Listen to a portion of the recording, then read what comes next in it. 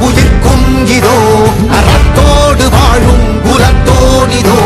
தமிழ் தாயின் பிள்ளை தலைச்சன் இதோ உழைக்கும் இனத்தின் விளைச்சல் இதோ வாகை